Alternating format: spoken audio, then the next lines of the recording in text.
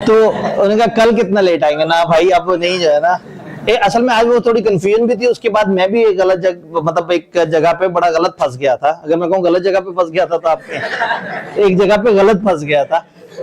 तो पंजाबी यूनिवर्सिटी के बाहर को पता नहीं कोई छोटा सा प्रोटेस्ट हो रहा था या क्या था, तो वहां पे जो है ना वो ट्रैफिक की कंजेशन काफी ज्यादा हुई हुई थी जी। तो क्या चैप्टर 3 की तरफ चलें? चैप्टर 3 की तरफ चलते हैं।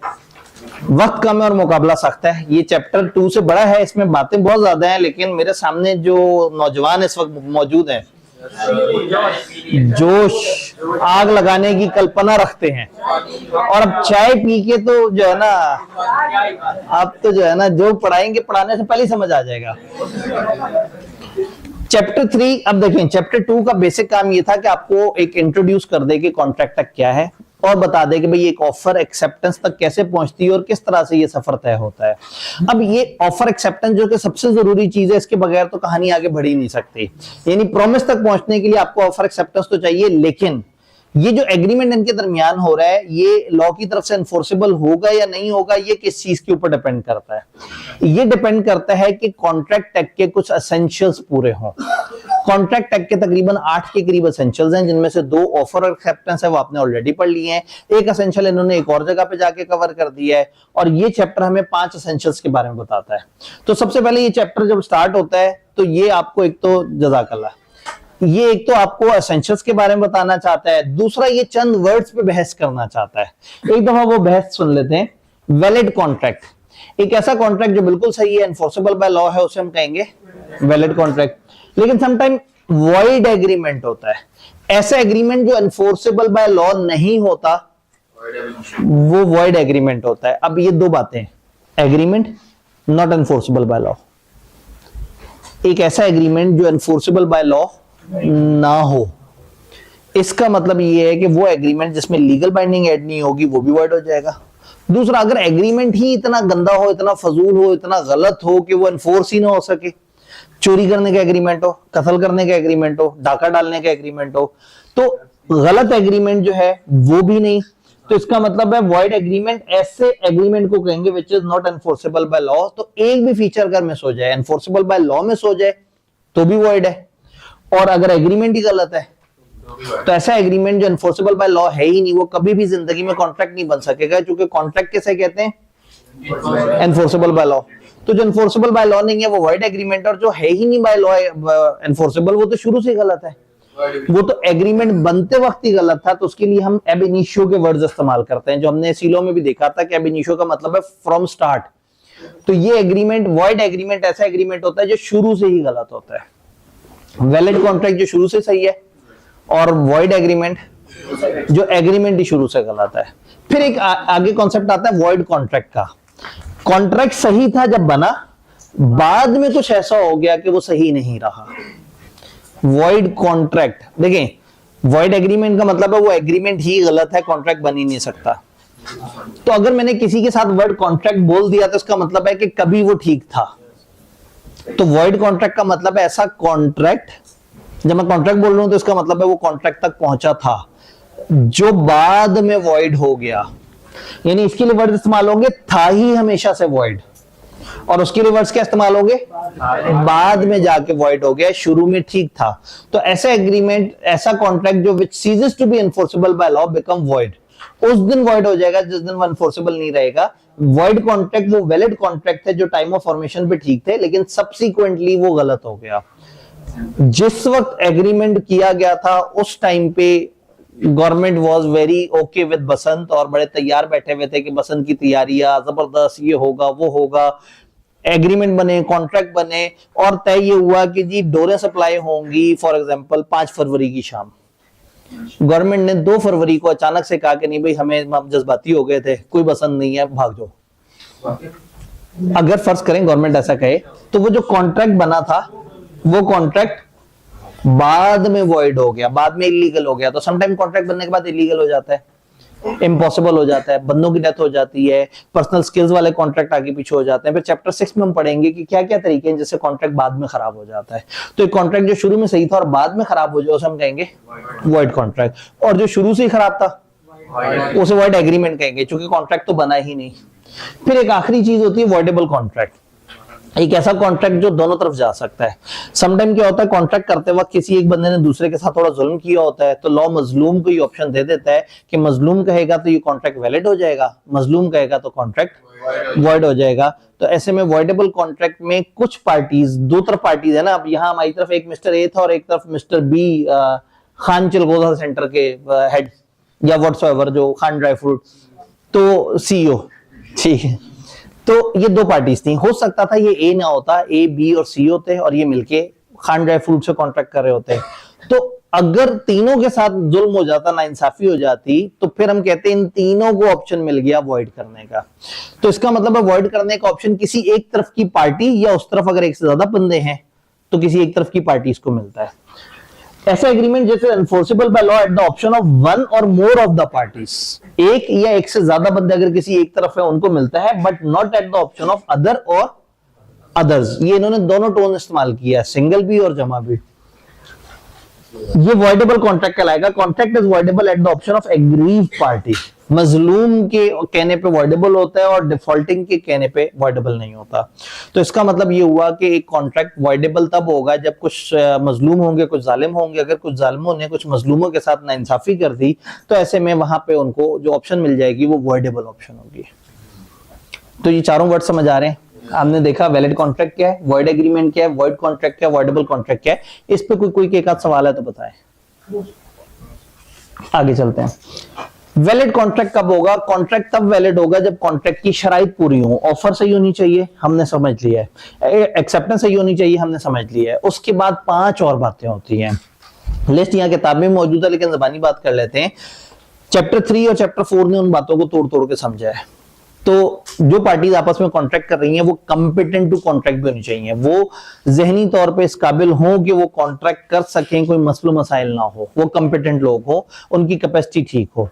नंबर 2, फ्री कंसेंट होनी चाहिए, आजाद रजामंदी होनी चाहिए। किसी एक पार्टी ने दूसरे के ऊपर जोर जबरदस्ती या कोई और कंफ्यूजन फैला के उसको जबरदस्ती कॉन्ट्रैक्ट में ना शामिल किया हो। फिर हम कहते हैं एक प्रॉपर कंसिडरेशन होनी चाहिए, लॉफुल कंसिडरेशन होनी चाहिए, कोई इलीगल चीज नहीं होनी चाहिए और कंसिडरेशन ठीक होनी चाहिए। चौथा, मकसद जो कॉन्ट्रैक्ट का है वो भी लॉफुल होना चाहिए, जो पर्पस है कॉन्ट्रैक्ट का वो लॉफुल होना चाहिए। और पांचवी चीज ये है कि वो ऐसी लिस्ट में ना हो जिसको लॉ ने मना कर दिया, खबरदार इस तरह के एग्रीमेंट्स नहीं करने। 5 एसेंशियल्स और हैं ऑफर और एक्सेप्टेंस के बाद। फ्री कंसेंट होनी चाहिए, कंपिटेंस ऑफ पार्टीज होनी चाहिए, लॉफुल कंसिडरेशन होना चाहिए, लॉफुल ऑब्जेक्ट होना चाहिए और expressly declare to be void agreements ना हो। इनमें से 2 चीजें यानी कि फ्री कंसेंट और वॉइड एग्रीमेंट्स हम चैप्टर 4 में पढ़ते हैं और 3 बातें यहाँ पे पढ़ते हैं। तो ये बस थोड़ी थोड़ी सी बातें कि एग्रीमेंट फ्री कंसेंट से हुआ, अभी थोड़ी देर तक देखते हैं। पार्टीज कंपिटेंट टू कॉन्ट्रैक्ट हो, इसको समझने की कोशिश करेंगे। एग्रीमेंट लॉफुल कंसिडरेशन से बनाओ, लॉफुल ऑब्जेक्ट हो और एक्सप्रेसली डिक्लेयर्ड वॉइड ना हो। मेरा एक सवाल है कि ये लॉफुल ऑब्जेक्ट में और लॉफुल कंसिडरेशन में क्या फर्क है? कंसिडरेशन क्या है और ऑब्जेक्ट क्या है? आपको कॉन्ट्रैक्ट में शामिल होने से जो मिल रहा है वो कंसिडरेशन, कॉन्ट्रैक्ट में शामिल होकर सामने से जो मिल रहा है वो कंसिडरेशन है। और आप कॉन्ट्रैक्ट क्यों कर रहे हैं? कॉन्ट्रैक्ट क्यों कर रहे हैं वो ऑब्जेक्ट है। आप अगर फर्ज करें हमारे कॉलेज में एडमिशन लेते हैं तो आपको हमसे क्लासें मिल रही हैं और आपने कुछ पैसे दिए, तो ये क्लासें कंसिडरेशन। आप क्यों कर रहे हैं? इसलिए कि आपने आईकेप का एक इम्तिहान देना है। हो सकता है आप इसलिए आगे पढ़ रहे थे कि आपको पाकिस्तान के कवानीन के बारे में बेसिक जानकारी हासिल हो जाए ताकि किसी भी महफिल में बैठे तो आप बहुत सारी बातें कर सकें। मकसद ये भी हो सकता था।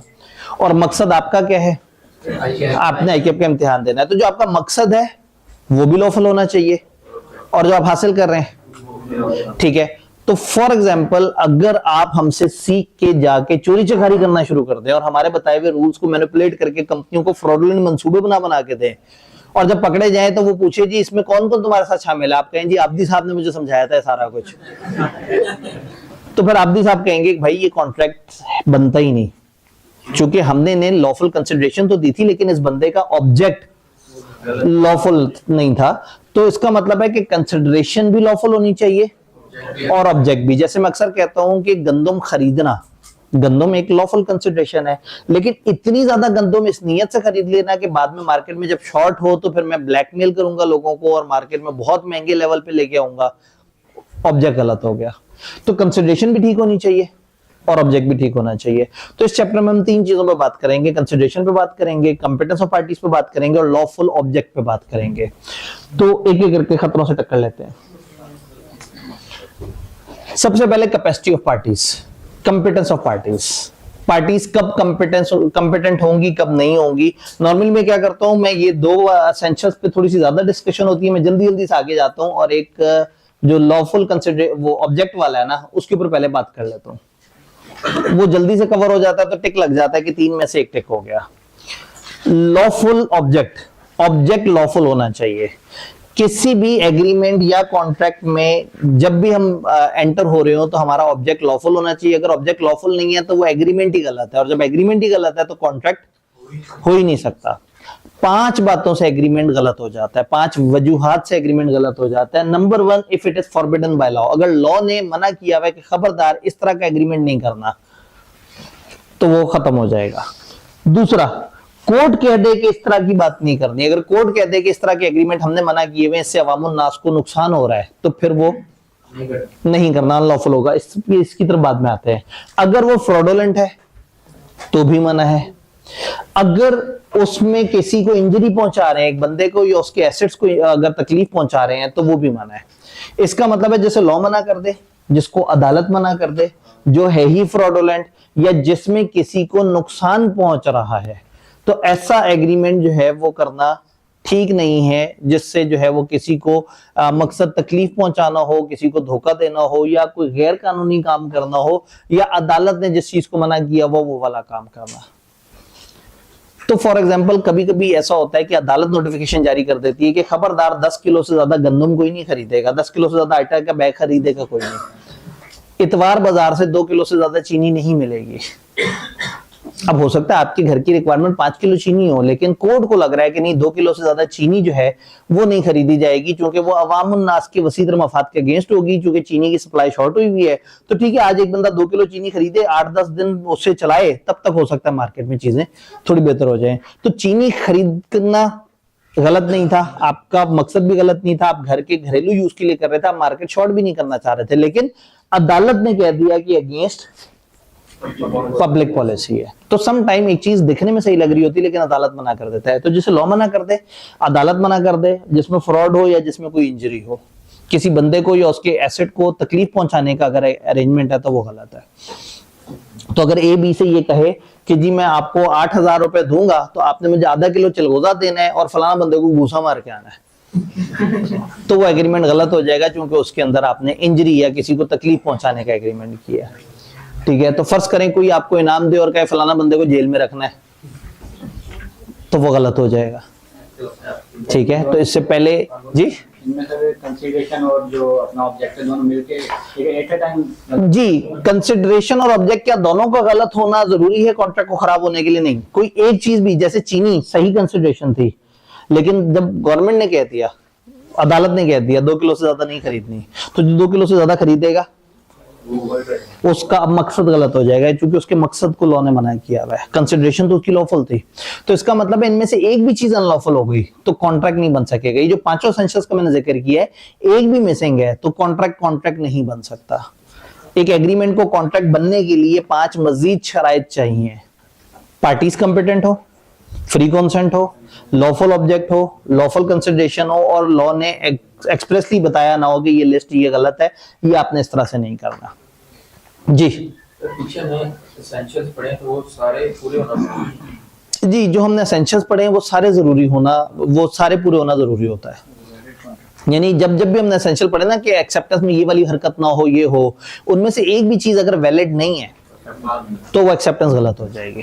तो इसी तरह से ये सारे एसेंशियल्स भी पूरे होने जरूरी हैं। अब ऐसे में समटाइम क्या होता है, कॉन्ट्रैक्ट इस नेचर का होता है कि अगर इजाजत दे दी जाए तो उससे किसी ना किसी और कानून को टूटने का खदशा हो सकता है।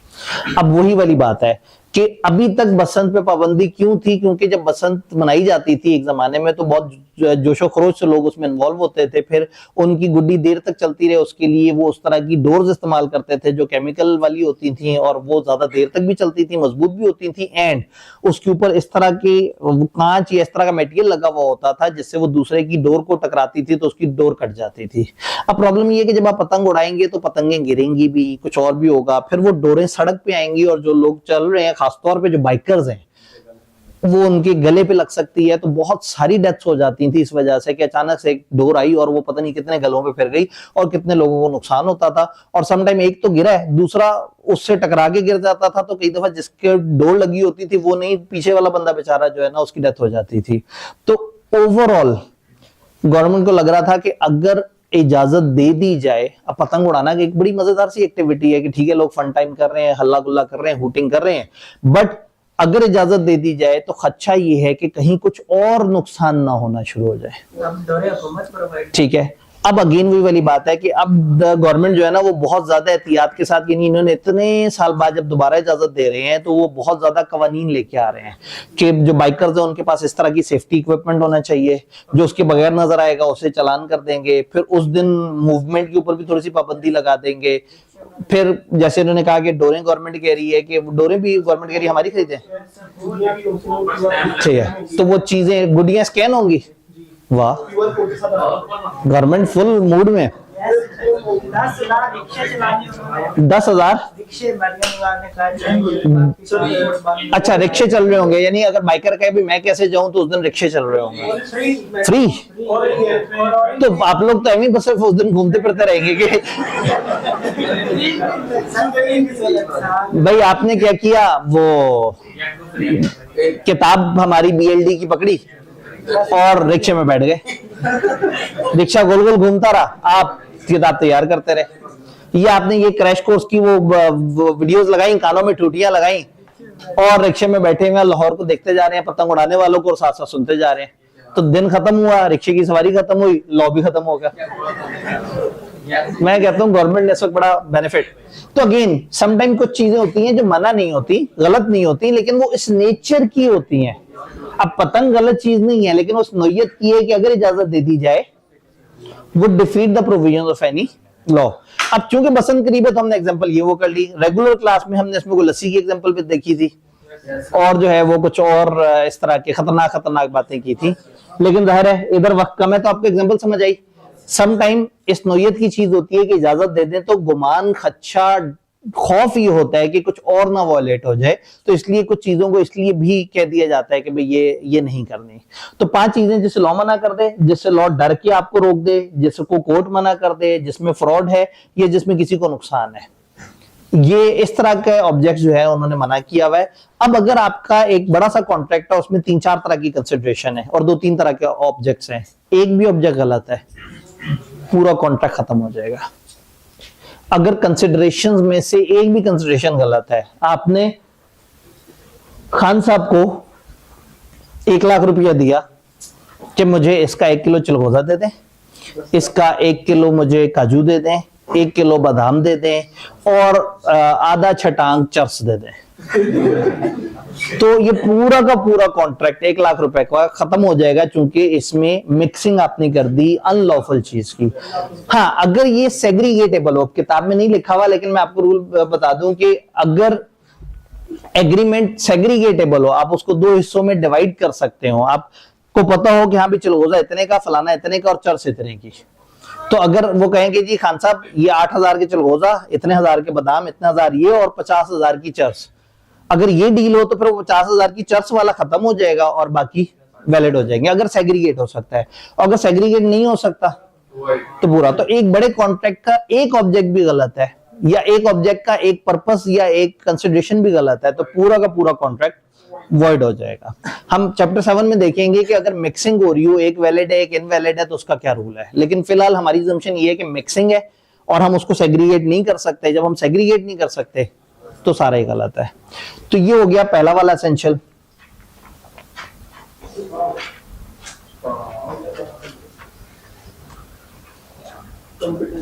दूसरा कैपेसिटी ऑफ पार्टी, इसको कंपिटेंस ऑफ पार्टीज भी बोलते हैं और कैपेसिटीज ऑफ पार्टी भी। जब भी 2 लोग कॉन्ट्रैक्ट में एंटर हो रहे हो तो दोनों कंपिटेंट होने चाहिए। कंपिटेंट से क्या मुराद है, 3 फीचर्स होने चाहिए। आप एज ऑफ मेजॉरिटी रखते हो, आप साउंड माइंड रखते हो और आपको लॉ ने मना ना किया हुआ हो। 3 बातें। आप माइनर नहीं होने चाहिए, छोटा बच्चा ना हो। नंबर 2, आप अनसाउंड माइंड ना हो। और नंबर 3, आप उस लिस्ट ऑफ पर्संस में ना हो जिसको गवर्नमेंट ने मना किया हुआ है कि भाई आप लोगों के साथ कॉन्ट्रैक्ट नहीं होगा। इसमें और उस लिस्ट में क्या फर्क है जो मैंने कहा वॉइड एग्रीमेंट्स की लिस्ट? 5 एसेंशियल थे ना पीछे, जिसमें हमने कहा था कि agreement is not expressly declared to be void by law. वो एग्रीमेंट्स की लिस्ट थी जो लॉ ने दी हुई थी। यहां इंसानों की लिस्ट है जो लॉ ने कहा है कि इन इंसानों के साथ डील नहीं करनी। तो बेसिकली आपने 3 चीजों को समझना है कि आप मेजॉरिटी की एज रखते हो, साउंड माइंड हो, और आप उस लिस्ट में ना हो जिसको लॉ ने मना किया हुआ है। अब मेजॉरिटी की एज और इनसे क्या मुराद है? अगर हम इसके अंदर एंटर हो तो पाकिस्तान में माइनर जो है उसको हम कहते हैं कि एज ऑफ मेजॉरिटी तक नहीं पहुंचा। माइनर नॉर्मली 18 साल का होता है, लेकिन अगर किसी माइनर पे गार्डियन अपॉइंटेड हो किसी कानून के तहत तो फिर 21 साल की एज होती है। क्योंकि होता ये है कि जो गार्डियन के अंदर माइनर होता है वो इन्फ्लुएंस में आ रहा होता है, तो ऐसे में लॉ थोड़ा सा और एहतियात करता है कि वो और बड़ा हो जाए, थोड़ा सा और अक्लमंद हो जाए, थोड़ा सा और जरा काबिल हो जाए, तो फिर उस वक्त वो मेजर काउंट होगा। लेकिन जो नॉर्मल सिचुएशन है उसमें एक बंदे को हम 18 साल की एज में कहते हैं कि वो माइनर नहीं रहा, यानी जिस दिन उसकी 18वीं सालगिरह आ गई उसके बाद वो मेजर हो गया और उससे पहले पहले वो माइनर था। तो माइनर कॉन्ट्रैक्ट नहीं कर सकता, मेजर कर सकता है। माइनर के बारे में कुछ और बातें भी किताब कर रही है, कहते हैं एग्रीमेंट अगर माइनर के साथ करेंगे तो शुरू से ही गलत है, वॉइड एब इनिशियो। ये जरूरी है कि वो person at the time of agreement भी कंपिटेंस रखता हो। तो ऐसा हो सकता है कि एक बच्चा 15 साल का है, आपने उसके साथ एग्रीमेंट कर लिया और जब वो 21 साल का हुआ तो आपने कह दिया हाँ भाई तुम कंफर्म करते हो उस एग्रीमेंट को, उसने कहा हाँ। इसे रेटिफिकेशन कहते हैं, जब कोई बाद में कंफर्म। तो माइनर बड़ा होने के बाद भी अपने गुज़िश्ता किए हुए एग्रीमेंट्स को रेटिफाई नहीं कर सकता। फिर माइनर और बड़ा मिलकर अगर एग्रीमेंट करेंगे तो उस एग्रीमेंट की सारी जिम्मेदारी बड़े पे होगी। एक माइनर और दूसरी तरफ एक वो है बड़ा है और वो आपस में एग्रीमेंट कर रहे हैं तो फिर मेजर ही रिस्पॉन्सिबल होगा। आप छोटे बच्चे थे 15 साल के, आपने खान चिलगोजा सेंटर को कहा कि जी अगर मैं आपको 8,000 रुपए दूं तो क्या आप मुझे चिलगोजा देंगे? उन्होंने कहा ठीक है। खान साहब ने चिलगोजा भिजवाया, बच्चे ने 8,000 नहीं दी और भाग गया। अब खान साहब अगर बच्चों को अदालत लेके जाएंगे तो अदालत कहेगी बड़ा क्यूट बच्चा, बड़ी प्यारी, बड़ी शरारत की है। तो कानूनी तौर पे उस बच्चे को वो कुछ नहीं कह सकते क्योंकि बच्चा है, बच्चे की शरारत की एज थी, वो तो शरारत कर गया। तो बच्चे को कानून प्रोटेक्ट करेगा और वो उसके साथ जो एग्रीमेंट हुआ होगा वो एनफोर्सेबल बाय लॉ नहीं होगा, वॉइड होगा। हाँ, फिर उसके बाद उस बच्चे को चीजें वापस करनी पड़ेंगी, लेकिन आप उस बच्चे पे ये नहीं कर सकते कि जी इसने मेरे साथ नाइंसाफी की है। लॉ इवन यहां तक कहता है कि एक बंदा अगर फ्रॉडुलेंटली आपको शो करे कि मैं तो बड़ा हूं, बड़ी बड़ी मूछें रख के आ जाए, लंबा चौड़ा कद हो एक बंदे का, बच्चे का, और जो है वो सामने वाले को लगे कि ये मेजर है जबकि वो माइनर है, तो भी वो बड़ा ही कसूरवार है जिसको पहचानने में गलती हुई। तो इसका मतलब ये है कि माइनर को लॉ प्रोटेक्ट करेगा। माइनर केस कर सकता है मेजर पे, मेजर माइनर पे केस नहीं कर सकता। ये बात याद रहेगी। तो माइनर से रिलेटेड मोटी मोटी बातें हमने करने की कोशिश की। फिर साउंड माइंड। साउंड माइंड किसे कहेंगे? वो शख्स जो जिस वक्त कॉन्ट्रैक्ट कर रहा है उस वक्त कैपेबल हो कि वो उसकी टर्म्स ऑफ द कॉन्ट्रैक्ट को समझ सके, ताकि वो एक रैशनल जजमेंट लगा सके कि इससे मेरे नफा नुकसान क्या होगा इस कॉन्ट्रैक्ट में। दोबारा सुन लें, at the time of making contract अगर एक बंदा इतना होशो हवास में है कि वो कॉन्ट्रैक्ट को समझता है और कॉन्ट्रैक्ट में उसका अपना क्या इंटरेस्ट प्लस माइनस है उसे समझता है, तो जब ये सारी चीजें कॉन्ट्रैक्ट में मौजूद होंगी तो फिर हम कहेंगे कि हाँ भाई अब ये कॉन्ट्रैक्ट वैलिड चल रहा है। इसका मतलब है कि एक बंदा कॉन्ट्रैक्ट करते वक्त होशो हवास में नहीं है तो वो कॉन्ट्रैक्ट वॉइड होगा। वो वॉइड क्या, वो एग्रीमेंट ही वॉइड हो जाएगा। अब इसमें होशो हवास में कौन होता है कौन नहीं होता, किताब के मुताबिक 4 तरह के लोग होते हैं। एक तो प्योर साउंड माइंड, हम उसके जिक्र ही नहीं कर रहे, जो हर वक्त अक्ल शऊर के साथ होता है, जैसे आप में से ज्यादातर लोग अभी देखे ना, आप में से कुछ ऐसे भी होंगे जिनको पता है कि महीना तकरीबन महीना रह गया और फिर भी सीरियस नहीं होंगे, तो मैं कैसे मान लूं कि वो साउंड माइंड है? जिनको अभी महीने बाद के इम्तिहान भी नजर नहीं आ रहे तो वो तो अनसाउंड है। ठीक है, वो इनमें से किसी एक उसमें आते होंगे। तो अगेन जो साउंड माइंड है वो हमेशा कॉन्ट्रैक्ट कर सकता नहीं जी, साहब हम इतने बुरे नहीं हैं। कुछ बच्चों की चाय रह गई थी शायद, पता नहीं वो बच्चे कौन कौन से हैं, क्या उसमें वो 3 बच्चे आते हैं या नहीं आते, पता नहीं। मैं उस वक्त मौजूद नहीं था जब जिस वक्त इंतजामिया ये सारी कैलकुलेशन कर रही थी। तो देखते हैं किस्मत की देवी मेहरबान है या नहीं। नहीं ये गजब है। ये जो है ना, ये तो बहुत, पता है, पहले इतना बुरा नहीं लगा था, अब और ज्यादा बुरा लगा कि भाई अब तो दोबारा चाय की पॉसिबिलिटी बन गई थी। ठीक है, मुझे देख के लगा, मैंने कहा शायद जो है ना वो किसी ने उन बच्चों पर तरस खा लिया हो, लेकिन मैनेजमेंट वाले भी बड़े पक्के थे, वो उनके जितने बच्चे मिस हुए थे, जन्म नस्ली वाले बच्चे जो मिस हुए थे, वो जो है ना, तो चलें अब जो है ना आपने डेली टाइम पे आके कोशिश करना है कि किसी दिन मैं लेट आऊं ताकि आप लोगों को चाय मिले। ठीक है, उन्होंने कहा नहीं जो है ना। तो इधर वापस आते हैं, वो बंदा जो कॉन्ट्रैक्ट करते वक्त होशो हवास में हो, तो तीन तरह के ऐसे लोग हैं जो होशो हवास में काउंट नहीं होते। नंबर 1, उनको हम कहते हैं स्पेसिफिक पर्संस, इडियट्स या स्पेसिफिक पर्संस। ये वो लोग हैं जो दिमागी मर्ज में हैं और जो कि बचपन से ही फॉर सम रीजन जेनेटिकली या बायोलॉजिकली ये जहनी तौर पे ठीक नहीं होते। तो ऐसे लोग जो कि शुरू से ही जहनी तौर पे ठीक नहीं है, वो कभी भी कॉन्ट्रैक्ट नहीं कर सकते, क्योंकि उन्होंने कहा जिस टाइम पे कॉन्ट्रैक्ट करें उस टाइम पे होश हवास रखता हो। तो जो स्पेसिफिक पर्संस हैं वो कभी भी नहीं काउंट होंगे इसमें, साउंड पर्सन में। लेकिन ये दो लोग जो हैं, लुनेटिक या डिलियस फ्रॉम फीवर या ड्रंकन पर्सन। लुनेटिक वो होते हैं जिनको पागलपन के दौरे पड़ते हैं, ये वैसे सही हालत पे भी होते हैं लेकिन ज्यादातर पागलपन के दौरे में होते हैं। तो आजकल जो बच्चा अचानक से बहुत पढ़ता नजर आ रहा हो, ताकि तुम तो सही होते थे, अब क्या हुआ? वो क्या यार पेपर करीब आ गए। और एक और बंदा जो बहुत ज्यादा बीमारी की शिद्दत में ऑल फॉल बातें कर रहा हो, या उसने बहुत ज्यादा चाय पी हुई हो, ठीक है।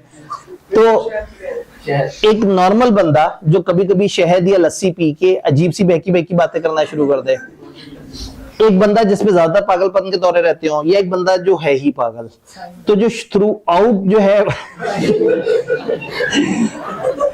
जो थ्रू आउट स्पेसिफिक पर्सन है वो कॉन्ट्रैक्ट नहीं कर सकता। ये दो लोग उस इंटरवल में कॉन्ट्रैक्ट कर सकते हैं जिस इंटरवल में ये साउंड है, और जब ये साउंड नहीं है तब नहीं कर सकते। तो किताब ने 2 रूल बताए। मजे की बात है, 3 बातें भी ऑफिशियली किताब ने नहीं बताई, ये एग्जांपल्स हैं जो कि आउट ऑफ सिलेबस हैं, लेकिन समझाने के लिए ताकि आपको एक आइडिया हो जाए। तो 2 रूल्स हैं। वो बंदा जो यूजुअली अनसाउंड होता है लेकिन कभी कभी साउंड होता है, यानी वो जो लुनेटिक था, may make a contract when he is of sound mind. और वो बंदा जो यूजुअली साउंड माइंड होता है वो, और कभी कभी अनसाउंड, जिसने एकदम से थोड़ी सी पी ली थी लस्सी, may not make a contract when he is of unsound mind। तो वो उस इंटरवल में इस तरह से वो नहीं कर सकते। तीसरा, कुछ लोग जिनको लॉ ने मना कर दिया। 4 ऐसे लोग हैं जिनके साथ लॉ ने हमें हमारे ही एहतियात के लिए मना कर दिया, आपने इनके साथ कॉन्ट्रैक्ट नहीं करना। वो कौन लोग हैं? वो कहते हैं कि फॉरेन कंट्री का वो सिटीजन जो जिसके साथ पाकिस्तान जंग की हालत में है। तो जैसे इंडिया हमारे लिए इस वक्त बड़ी कॉमन एग्जांपल है, ठीक है। अफगानिस्तान, और कोई पता नहीं आगे जैसी पॉलिसी है, शायद ईरान, जो को पता नहीं, अगर जो है ना वो अभी तक तो एहतियात ये चल रही है कि सबसे करीबी हम है, लेकिन हमारी तरफ से एक भी मिसाइल नहीं चला, और जो भी चला वो किसी ना किसी और मुस्लिम मुल्क की तरफ से चला है। तो हमें एक तरफ तो लगता है कि हमारे लोग बिकाऊ हैं अमेरिका को, लेकिन फिलहाल अभी तक इन्होंने ईरान पे हमला करने से अपने आप को मना किया हुआ है कि नहीं, हमने ये हरकत नहीं करनी। तो बहरहाल अगर खुदा ना खास्ता इस तरह का कोई मामला हो, तो जहां जहां जंग छिड़ेगी, तो जिन 2 मुल्कों के दरमियान जंग छिड़ी है, उनके जो बाशिंदे हैं वो आपस में एक दूसरे की एलियन एनिमी बन जाते हैं। एलियन एनिमीज को लॉ ने मना किया कि खबरदार आपने उनके साथ डील नहीं करनी, कहीं ऐसा ना हो कि ये अपने मुल्क के मफादात के लिए उस कॉन्ट्रैक्ट में जान के आपके साथ कुछ बुरा कर जाए।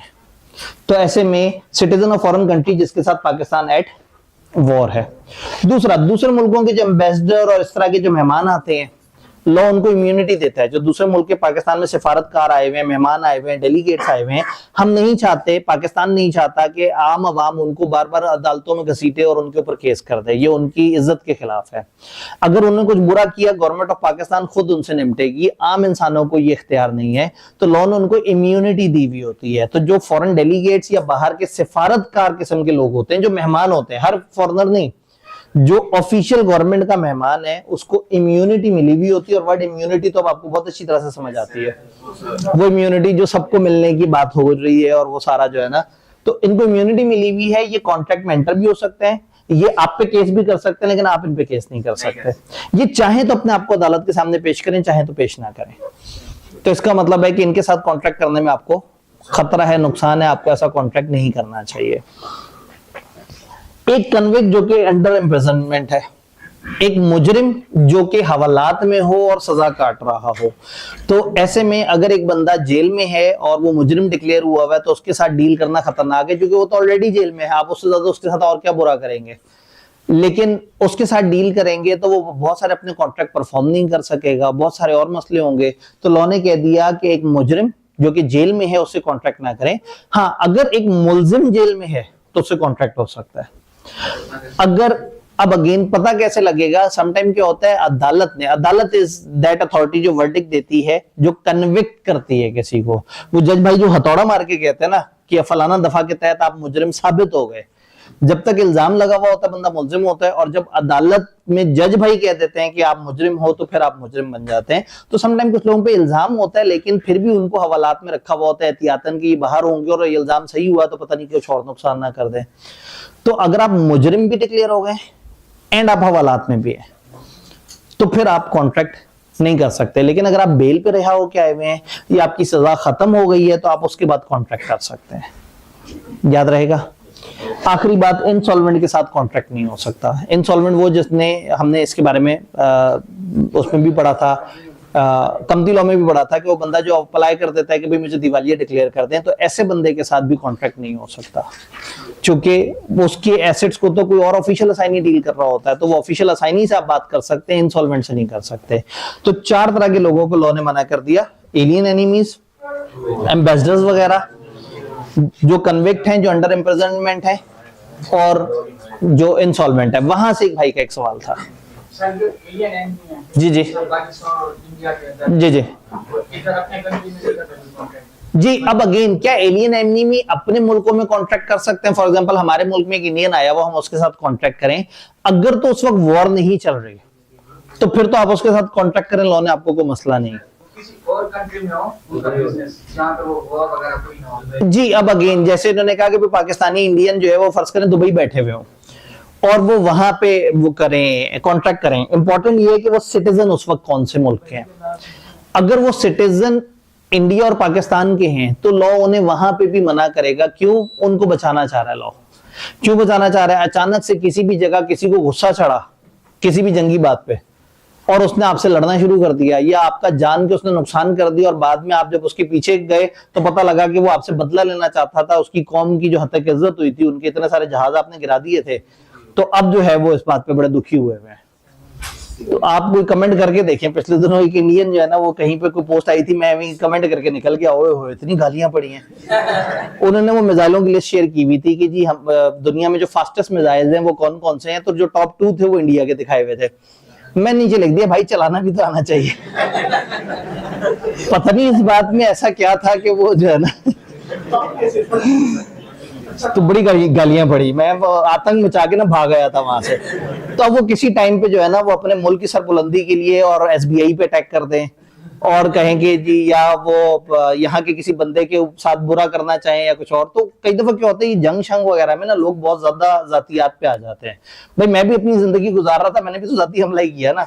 भाई वो बेचारे बता रहे हैं कि उनके पास बड़े तेज चलने वाले मिसाइल है, ठीक है, तो मैं पाकिस्तानी होने का हक अदा करके मैंने अपने हिस्से का कमेंट कर दिया। तो होता ये है कि जंग जब होती है ना तो फिर प्रोफेशनल्स भी जो है ना वो सब छोड़ छाड़ के वो कहते हैं जंग है तो फिर जंग है, everything is fair in war, everything is fair in war. ये इतना ही है, इसके अलावा अगर आपने सुना है तो गलत सुना है, इसके अलावा अगर कोई सुना है तो वो बिल्कुल वॉइड एब इनिशियो है। Everything is fair in war, ठीक है जी। वो दुबई में रह रहे हैं, दुबई का लॉ नहीं enforce कर जी। अगेन, जब वो दुबई में रह रहे हैं तो दुबई का लॉ उनको एनफोर्स कर सकता है, लेकिन अगर वो दुबई में रह रहे हैं और दुबई के सिटीजन है तो दुबई उनकी जिम्मेदारी लेगा। जब वो सिटीजन नहीं है तो कोई भी मसला होगा तो दुबई पाकिस्तान को कंसल्ट कर सकता है, जी आपके बंदे ने इंडिया के एक बंदे के साथ इस तरह से वो किया है। तो जो सिटीजनशिप है ना, ये बड़ी इंपॉर्टेंट रोल प्ले करती है कि आप कौन से मुल्क के शहरी हैं। इसी तरह से अगर कोई पाकिस्तानी सिटीजनशिप बाहर की लेके पाकिस्तान में मौजूद हो और उसके साथ कुछ बुरा हो तो बाहर वाले उसको बुला लेते हैं, बचा लेते हैं। तो सिटीजन का वर्ड बड़ा कीमती है। तो अगर एक बंदा सिटीजन है उस मुल्क का जिससे हमारे मुल्क के सिटीजन को मसला है, तो अगर आप सिटीजन हैं तब की बात हो रही है, अगर आप सिटीजन नहीं है तो उस वक्त की बात नहीं हो रही। हाँ जी, बातें समझ आई कुछ? अब आते हैं हम तीसरी चीज की तरफ, कंसिडरेशन। और अगली क्लास पता नहीं इस कमरे में है या नहीं, इसका इसी में ही है, ठीक है। नहीं, मसला ये है कि उसके साथ फिर ज्यादती हो जाएगी कंसिडरेशन के साथ। कोई ऐसा दिन जिसमें उस दिन का टारगेट हमने अच्छे टाइम पे खत्म कर लिया, तो फिर हम उस वक्त कंसिडरेशन की रूल्स हमें तकरीबन 15-1 मिनट चाहिए, ठीक है।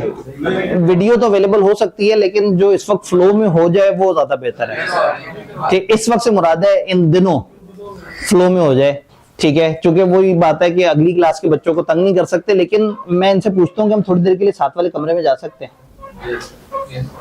ये पूछा जा सकता है। तैयार तो बैठे हुए हैं ना, पढ़ना चाह रहे हैं? मैं एक दफा ये बात पता कर रहा हूँ कि हमारे आ रहेगा।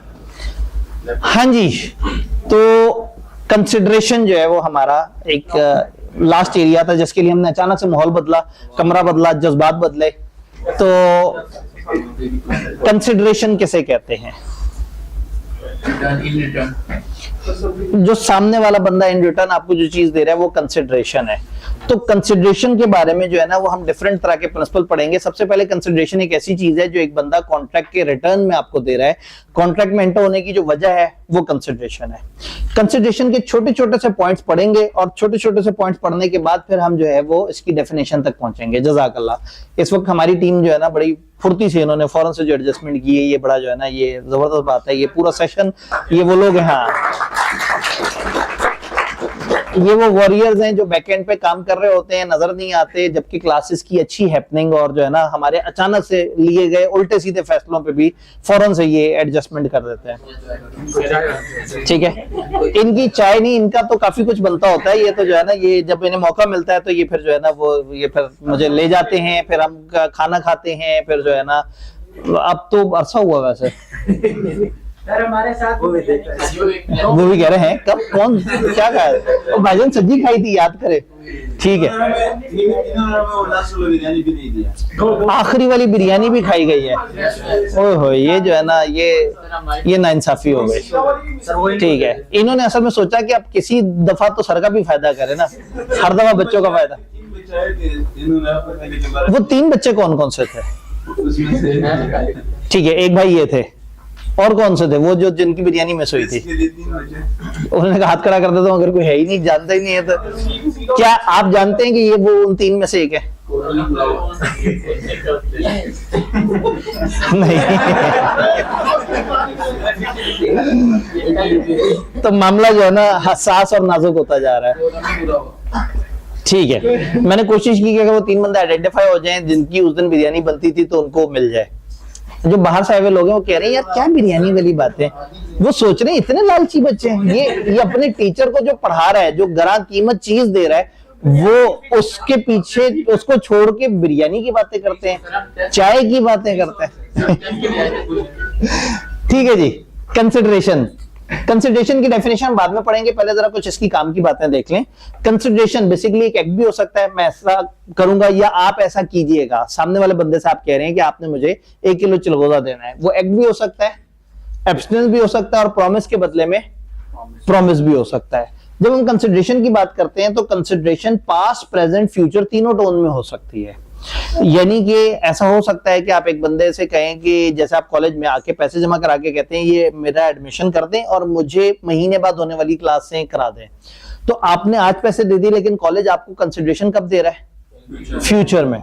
तो कंसिडरेशन फ्यूचर भी हो सकती है, कंसिडरेशन पास्ट भी हो सकती है। कॉलेज आपको आज इसलिए पढ़ा रहा है कि आपने माजी में कुछ महीने पहले कॉलेज को पैसे दिए थे, तो कॉलेज के लिए कंसिडरेशन पास्ट थी। तो कंसिडरेशन पास्ट भी हो सकती है, प्रेजेंट भी हो सकती है, फ्यूचर भी हो सकती है। और प्रेजेंट इस तरह से कि आप एक चीज दुकान से जाके खरीदते हैं, आपने इधर से पैसे दिए, उधर से वो चीज पकड़ ली। तो पास्ट, प्रेजेंट, फ्यूचर तीनों टोन में कंसिडरेशन हो सकती है। और कंसिडरेशन के बारे में हमने कहा ये एक्ट हो सकता है, एब्सटेंस हो सकता है, या रिटर्न प्रॉमिस हो सकता है। कंसिडरेशन रियल होनी चाहिए, इल्यूजनरी नहीं होनी चाहिए। एक रियल जेन्युइन चीज हो, ऐसी चीज ना हो कि जो फिक्टिशियस है या इस तरह से करके।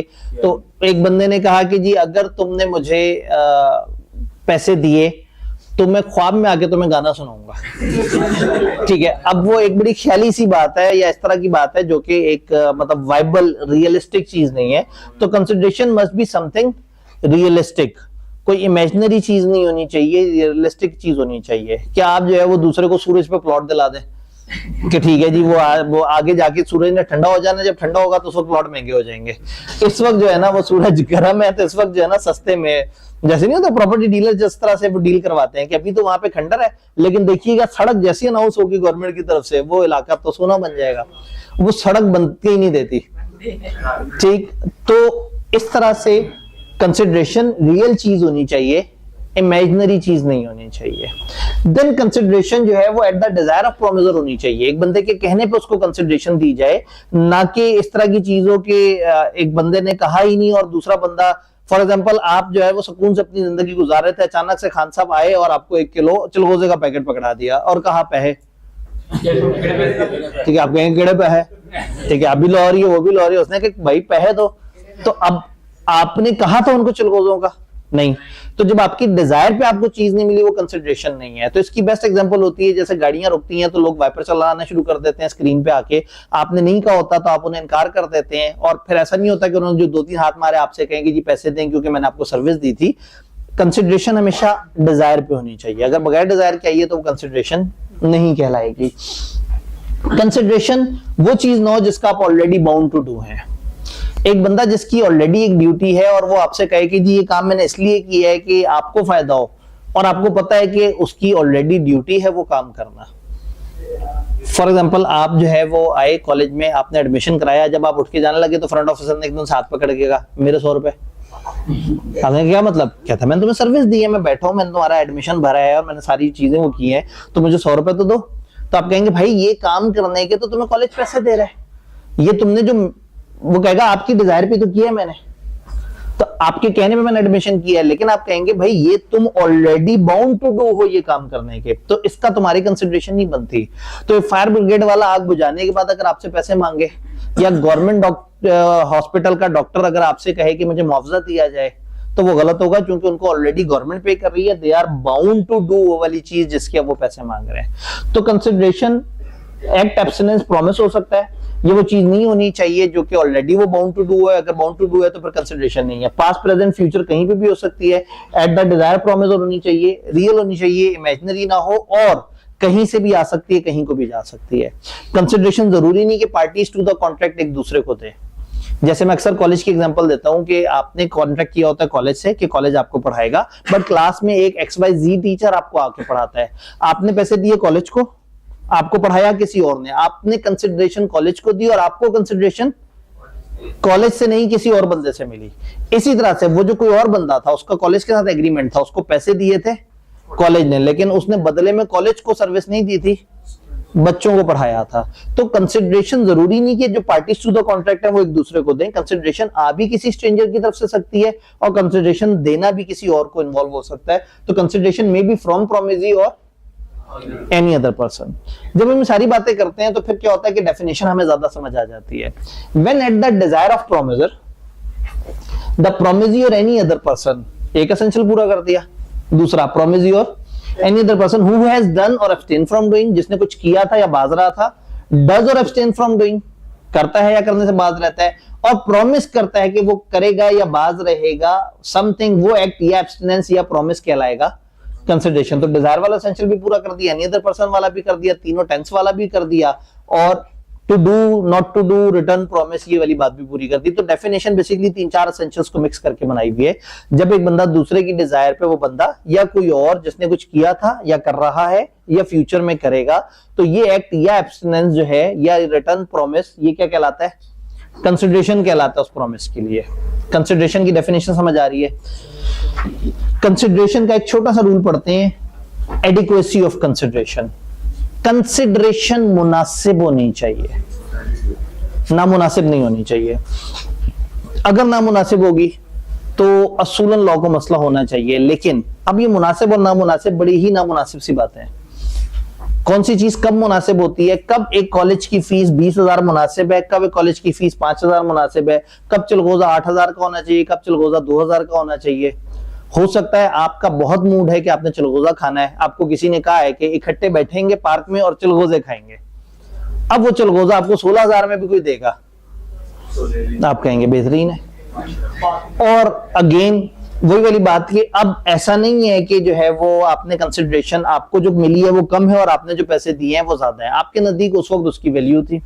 तो एक बंदा है उसको अपनी बाइक बेचनी है, उसको फौरन पैसे चाहिए, तो किसी बंदे ने आके उसकी 50,000 की बाइक का 25,000 रुपया रेट लगाया, चूंकि उसको जरूरत है तो इस वक्त वो 25,000 उसने कबूल कर लिए, तो कंसिडरेशन तो इनएडिक्वेट हो गई। तो लॉ कहता है भाई कंसिडरेशन का इनएडिक्वेट होने से कंसिडरेशन खराब नहीं हो जाती। अगर दोनों पार्टीज राजी थी, फ्री कॉन्सेंट थी, तो कम कंसिडरेशन इज अलाउड। तो अगर आप कॉलेज को थोड़े से पैसे दें और कॉलेज बहुत अच्छा आपको पढ़ा रहा हो और कॉलेज राजी और आप भी राजी हैं, तो इसका मतलब है कि कोई मसला नहीं है। तो कंसिडरेशन अगर इनएडिक्वेट होती है लेकिन कॉन्सेंट फ्रीली गिवन होती है तो ये वैलिड होती है। लेकिन कोर्ट शक जरूर करेगी कि भाई ये कंसिडरेशन कम क्यों थी, तो ऐसे में हो सकता होने लगे कि यहाँ फ्री कॉन्सेंट मिसिंग है, हो सकता होने लगे। ये बात समझ आ रही है? यहां तक कंसिडरेशन में अगर कोई सवाल है तो करें, नहीं तो फिर हम आखिरी रूल की तरफ आते हैं। All clear? कंसिडरेशन दोनों पार्टीज की तरफ से होनी चाहिए। जब भी दो बंदों का आपस में कॉन्ट्रैक्ट हो रहा है तो हम ऐसा नहीं होगा कि एक एहसान कर रहा है और दूसरे की तरफ से कोई कंसिडरेशन आ रही है, दोनों की तरफ से कंसिडरेशन होनी चाहिए। एक ऐसा कॉन्ट्रैक्ट जो विदाउट कंसिडरेशन है वो वॉइड है। बट 4 एक्सेप्शन है, 4 ऐसे केसेस हैं जिसमें एक बंदे की तरफ से कंसिडरेशन नहीं आई और दूसरी की तरफ से आ गई तो भी वो वैलिड है। सबसे पहले कंप्लीटेड गिफ्ट्स। अगर एक बंदे ने दूसरे को एक गिफ्ट दे दिया, ट्रांसफर कर दिया, राइटिंग में ट्रांसफर कर दिया, एग्री करके ट्रांसफर कर दिया, उसके नाम पे रजिस्टर करवा दिया, तो पहले बंदे ने तो उसको प्लॉट दे दिया या घर दे दिया, दूसरे बंदे ने बदले में कुछ नहीं दिया। लेकिन अगर आपने ये हरकत कर दी है, कॉन्ट्रैक्ट नहीं किया, आपने ये हरकत कर दी है, तो ये कंप्लीटेड गिफ्ट कहलाएगा। वो gift which are accepted by donee are called completed gift. ये वैलिड कहलाते हैं। गिफ्ट राइटिंग में एक्सिक्यूट हो, ड्यूली रजिस्टर्ड डीड से अगर आप ट्रांसफर करें तो लॉ को कोई मसला नहीं है। सर कंप्लीटेड गिफ्ट अगर रिटर्न ना हो तो कोई हाँ, अब अगेन क्या कंप्लीटेड गिफ्ट का रिटर्न होना शर्त है? देखें, ये डस्टर है, इस डस्टर की कोई रसीद नहीं है, तो हो सकता है किसी वक्त जो है ना मैं क्लास में सवाल पूछूं, ये भाई जवाब दें, तो मैं कहूं चलें जी मैंने आपको गिफ्ट कर दिया, ये मैंने डस्टर ने गिफ्ट कर दिया और इतने सारे लोगों ने देखा इस डस्टर को गिफ्ट करते हुए। अगले दिन जो है मैं इनसे कहूं डस्टर कहां गया हमारा? वो गए जी आपने मुझे गिफ्ट कर दिया था। अब मैं अदालत में जाऊंगी जी ये हमारा एक बच्चा जो है वो हमारा डस्टर लेके भाग गया है, तो अगर ये साबित कर दें कि डस्टर हमने इनको गिफ्ट कर दिया है तो ये कंप्लीटेड गिफ्ट है, इसकी रसीद नहीं है, तो इसको राइटिंग में रजिस्टर कराना शर्त नहीं है। लेकिन अगर मैं इनको कहूं कि जी मैं आपको प्लॉट गिफ्ट कर रहा हूं, तो कहने से नहीं होगा, उसके लिए राइटिंग। तो वो गिफ्ट जो कि कागजी एविडेंस रखते हैं उनको रिटर्न डीड से ट्रांसफर किया जाता है, और जो जबानी एविडेंस रखते हैं उनको पोजेशन हैंडओवर करके कुछ गवाहों की मौजूदगी में ट्रांसफर कर दिया जाता है।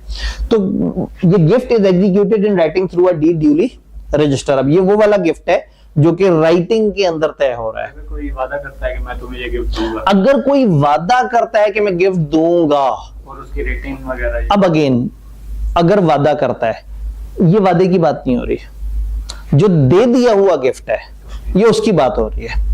वादा, गिफ्ट देने का वादा, सिर्फ गिफ्ट देने का वादा नेचुरल लव एंड अफेक्शन में अलाउड है, बाकी जगह अलाउड नहीं है। ये दो अलग अलग बातें हैं। एक है गिफ्ट दे दिया, भाई मैं इनसे कहूं कि आपने अगर कल अच्छा जवाब दिया तो मैं आपको ये डस्टर गिफ्ट करूंगा, कल उन्होंने अच्छा जवाब दिया और मैंने गिफ्ट नहीं किया, तो ये गिफ्ट देने का वादा मैंने तोड़ा है। और एक है कि मैंने गिफ्ट दे दिया, हैंड ओवर कर दिया। अब हैंड ओवर करने के बाद मैं वापस नहीं ले सकता। हाँ, गिफ्ट देने के वादे में मैं अगले दिन कह सकता हूं अदालत को कि भाई ये इन्होंने क्या कंसिडरेशन दी है जो मैं इनको गिफ्ट दूं। तो गिफ्ट देने का वादा मना है, बट दे दिया हुआ गिफ्ट अलाउड है। गिफ्ट देने का वादा सिर्फ इन लोगों के दरमियान है जहां नेचुरल लव एंड अफेक्शन है। अगर दो बंदों के दरमियान एक नियर रिलेशन है, बहन भाई हैं, वालिदैन औलाद है, मियाँ बीवी हैं, कोई भी उनका एक नेचुरल लव एंड अफेक्शन का रिश्ता है, और वहां एक बंदा दूसरे से वादा करता है कि भाई मैं तुम्हें ये गिफ्ट दूंगा, और दूसरा बंदा जरा ज्यादा सियाना है और उसको लिखवा लेता है और गवर्नमेंट में रजिस्टर करवा देता है, तो फिर गिफ्ट देने का वादा कॉन्ट्रैक्ट बन जाएगा। अदरवाइज गिफ्ट देने का वादा चूंकि उसमें एक तरफ से कंसिडरेशन और एक तरफ से कंसिडरेशन नहीं है, कॉन्ट्रैक्ट एक्ट की नजर में वैलिड नहीं है। लेकिन चूंकि जो ब्लड रिलेशन है, जो नियर रिलेशन है, उनमें अक्सर इस तरह की गिफ्ट्स का तबादला होता है कि वालिदैन कहते हैं बेटा पेपर पास कर लो, बाइक दिला दूंगा, तो आपने कहना जी अब्बा जी बात तो आपकी बड़ी अच्छी है, लिख के दो, और फिर जाके उसको रजिस्टर भी कराएं। तो अगर एग्रीमेंट इन राइटिंग हो, रजिस्टर हुआ हो, नेचुरल लव एंड अफेक्शन की वजह से उन पार्टीज के दरमियान हो जिनका एक करीबी ताल्लुक है, तो वन साइडेड कंसिडरेशन के बाद भी कॉन्ट्रैक्ट इसको मान जाएगा। ठीक है, तो गिफ्ट देने का वादा सिर्फ इनमें अलाउड है, बाकी लोगों में अलाउड नहीं है। गिफ्ट देने का वादा एग्जीक्यूटेबल है या नहीं, इसकी बात हो रही है। और अगर किसी ने वैसे किसी को गिफ्ट दे दिया तो वो रिवर्सिबल नहीं है। जब गिफ्ट दे दिया तो उसका हो गया। अब आप ये नहीं कह सकते कि भाई इसने क्या कंसिडरेशन दी थी मुझे।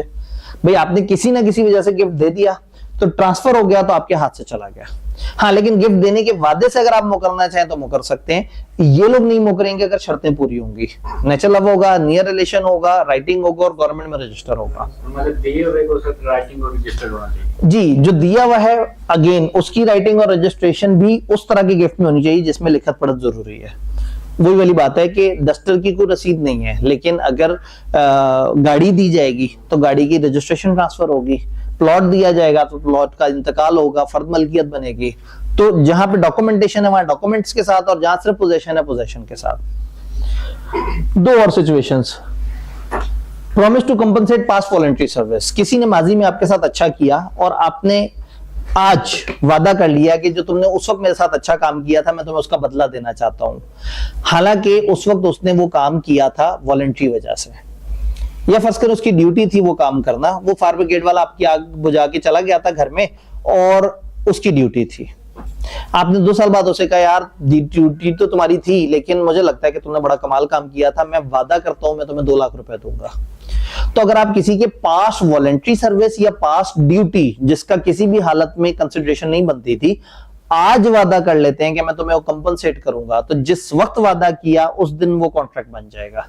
हालांकि इस वक्त वो बंदा आपको कोई बेनिफिट नहीं दे रहा और आप उस बंदे को पैसे दे रहे हैं। तो माजी में किसी ने आपके साथ अच्छा किया और उसने सवाब समझ के वो भूल गया तो कोई मसला नहीं, आप पे कोई लीगल बॉन्डिंग नहीं है। लेकिन अगर आपको उसे जाके आप वादा याद कराएं, आप उसे कहें कि तुमने मेरे साथ अच्छा किया था, अब मैं वादा करता हूं, अब भले जबानी वादा कर लें, अब आप बाउंड हो जाएंगे क्योंकि आपने एक बंदे को जो है 100 बंदे को जगाया है और अचानक से उसको रियलाइज कराया कि तुम्हें मैं इनाम दूंगा। अब अगर इनाम नहीं दिया तो गलत हो जाएगा। ये वन साइडेड कंसिडरेशन है लेकिन ये अलाउड है। आखिरी चीज, टाइम बार डेट। समटाइम क्या होता है, कुछ टाइम गुजरने के बाद डेट टाइम बार्ड हो जाता है। हमारे सिलेबस में नहीं लिखा हुआ, लिमिटेशन का लॉ बताता है कि 3 साल गुजरने तक अगर एक डेट कोई बंदा तकाजा ना करे, ड्यू हुआ तकाजा नहीं किया और 3 साल गुजर गए तो 3 साल के बाद वो टाइम बार्ड हो जाएगा। अब आपको 18 साल बाद याद आए और आप उस बंदे को ढूंढ के, पता नहीं उसके उस वक्त क्या माली हालात हो, और आप कहें कि मेरे पैसे दो और वो ना दे तो आप उसे अदालत ले जाएं। लॉ कहता है नहीं, एक खास टाइम गुजरने के बाद डेट टाइम बार्ड हो जाएगा, टाइम की तरफ से डेट खत्म हो जाएगा। तकाजा ना करें और 3 साल गुजर जाएं तो डेट खत्म हो जाता है। चेक्स, प्रॉमिसरी नोट और इस तरह के जो इंस्ट्रूमेंट है 6 महीने में खत्म हो जाते हैं। अगर इस पे एक ड्यू डेट है और उसके बाद पेमेंट नहीं मांगी गई और 6 महीने गुजर गए तो ये टाइम बार्ड हो जाएगा। लॉ ये कहता है कि अगर एक टाइम बार्ड डेट को दोबारा से जिंदा करना है तो उसको राइटिंग करनी है, और वो बंदा जिसने पैसे देने थे अगर वो दोबारा वादा करे, अब ये कौन सा वादा है, वन साइडेड वादा, मैं तुम्हें पैसे दूंगा, दूसरा क्या कर रहा है, कुछ भी नहीं, और इसके पैसे देने की क्या जिम्मेदारी थी, कानूनी तौर पर तो खत्म हो गई थी जिम्मेदारी। तो अगर एक प्रॉमिस हो टाइम बार्ड डेट का राइटिंग में किया जाए, डेटर साइन करे, और ये एक ऐसा डेट हो जो कि एनफोर्स नहीं हो सकता था क्योंकि टाइम बार हो गया था, तो इस वाले डेट की हम बात कर रहे हैं। तो अगर टाइम बार डेट एक बंदा आज वादा करता है कि चलो मैं तुम्हें दोबारा से पैसे दे दूंगा, तो ये वन साइडेड कंसिडरेशन के साथ अलाउड है, राइटिंग में होना चाहिए वादा। गिफ्ट ट्रांसफर कर दिया जाए राइटिंग में तो वो अलाउड है। गिफ्ट देने का वादा between natural love and affection वाले लोगों में हो, राइटिंग और गवर्नमेंट में रजिस्टर हो तो अलाउड है।